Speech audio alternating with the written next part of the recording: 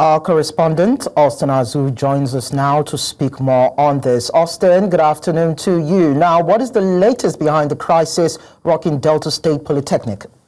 Good afternoon, Lincoln. Currently, the latest about the Polytechnic is the affirmation of the suspension slant on the rector and others by the House of Assembly by the Delta State government. Of course, they had a closed-door session meeting yesterday with the ASUP members, and thereafter the resolution was reached by the Delta State government, presided over by the Secretary of the government, that's Kingsley Emu, where they affirmed the suspension slant on the rector and others by the State House of Assembly. At the moment, as we speak right now, is the next in command in the Polytechnic that has taken over the affairs of the school as a visiting, as the rector of the school, who will be in acting capacity for the next 6 months. Like we heard from that report, the lingering issue has started for more than 8 months now, and back and forth has not been resolved till this current moment. So it all boils down to the issue of certificate racketeering, mismanagement of funds, and so on and so forth. And of course, the State House of Assembly set up a committee to look into it.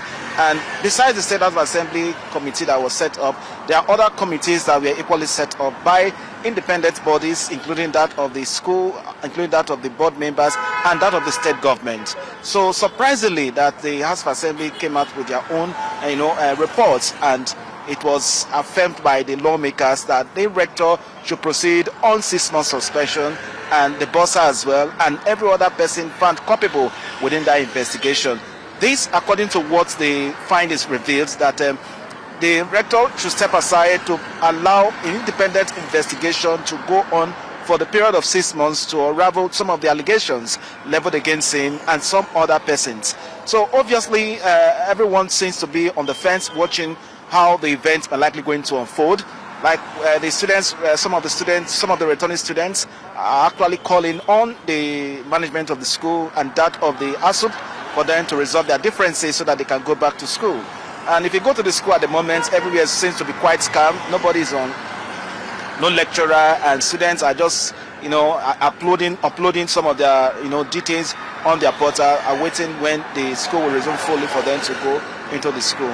Nevertheless, some persons within the school premises or those who have left the school, let me say the alumni are equally calling on the government to redeem their image, because some of them claims that some of their results are being probed and some kind of discrimination are being carried out against them. We spoke to someone who wanted to go for NYC, and the person was actually lamenting that they just want the school to redeem their image because their image is at stake.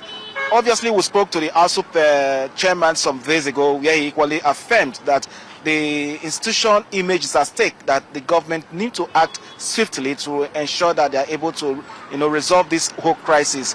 And if you go to the Polytechnic at the moment, obviously most of the infrastructures on ground there are quite old buildings, and no more new buildings are taking shape at the school environment. And that cause for concern that instead of those governing council and the management be engaged in this kind of trade, they should be more concerned about the school infrastructural development. So we hope to go further on this and bring you latest whatever is happening within the school in the possible future time. Yeah, it's quite a dicey situation in the Delta State Polytechnic. But before I let you go, Austin, now ASUP claims that those suspended over the accusations are its members, but the council said that those who are actually suspended belong to other unions and not ASUP. So from the information you've gathered so far, where do you think the truth lies?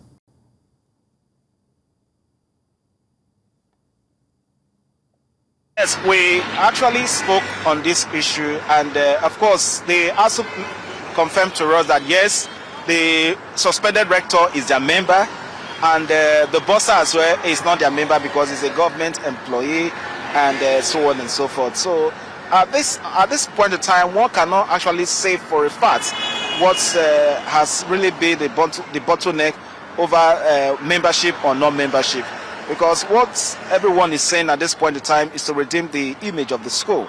So we can't confirm that for you at the moment.